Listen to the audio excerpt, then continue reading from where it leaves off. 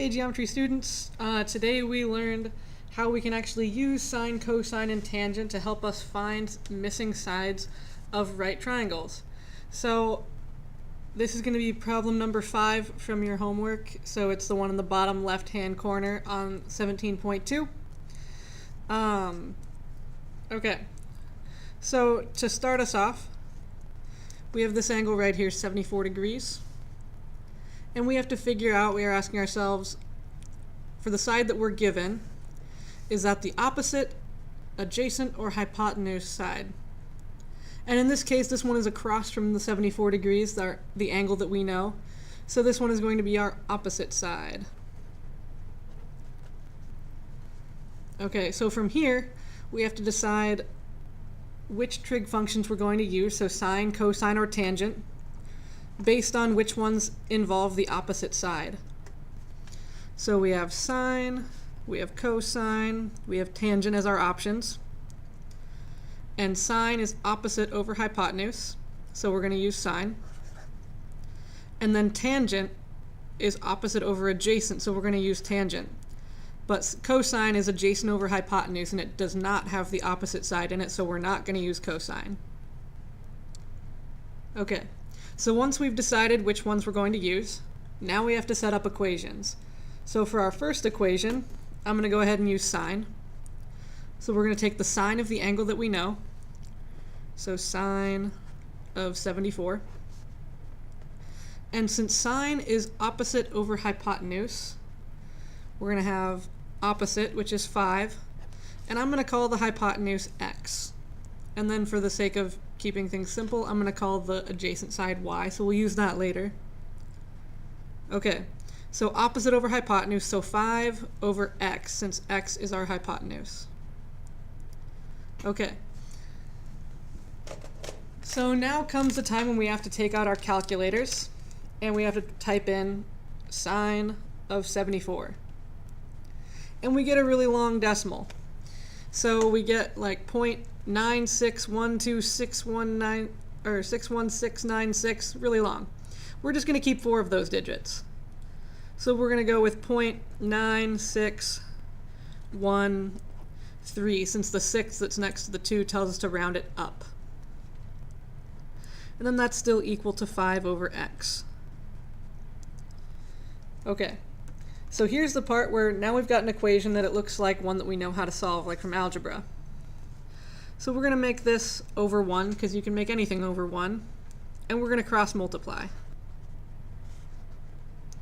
So we end up with 0.9613x equals 5, since 5 times 1 is 5, and since 0.9613 times x is 0.9613x. Then our last step, we're just going to divide by 0.9613. So we can cancel those on both sides. So using our calculator, 5 divided by 0.9613 is 5.2013. And since this worksheet says we can round to the nearest tenth at this point, I'm going to call this 5.2. So our hypotenuse is 5.2. All right, so now we have to use, since we've already used sine and we've done this whole equation, now we need to use tangent to help us find y. So for this one, I'm going to start it up here. We're going to have tangent of 74 degrees. And tangent is opposite over adjacent. So we have our opposite, that's 5. And our adjacent is y, because we don't know the adjacent side yet. That's what we're going to find. So here's the point where we type tangent of 74 into the calculator. And we get 3.4874. So we're just going to replace that, and that's still equal to 5 over y. Now, just like we did in our previous equation here, here's the point where we put this over 1, and we cross multiply. So over here on the right, we have 5 times 1, which is just 5. And over here on the left, we have 3.4874y, since that's what those are multiplied. Then we're down to our last step. To find y, we just have to divide on both sides by 3.4874.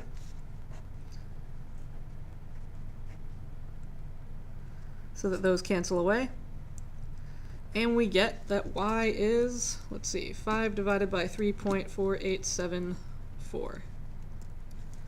So y is going to end up being 1.4337. And this is the point where we can also round. So this 3 tells me to round the 4 to just stay as a 4. So y is 1.4.